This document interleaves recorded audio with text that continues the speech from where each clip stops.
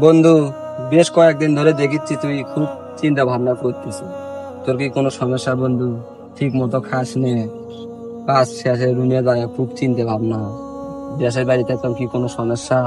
সেটাও তো বলিস না। ফোন দিলে ফোনও ধরিস না বন্ধু, তোর কি হয়েছে?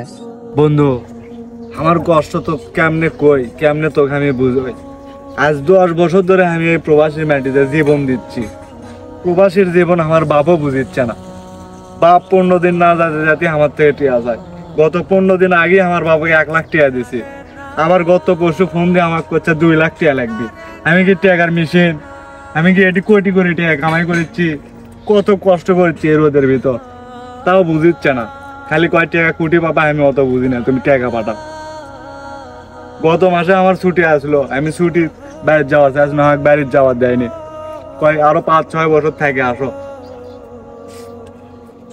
কি বন্ধু ফোন দিয়ে টেকা চাই, ও বোন ফোন দিয়ে টেকা চাই, কিন্তু আমি কাগজ টেকা দেওয়ার পারি না। মাস শেষ না হতে হতে কি টেকা আমি কুটি পাবো এখন? কেউ বোঝে না কত কষ্ট করেছে প্রবাসীর বাড়িতে এই রোদের ভিতর।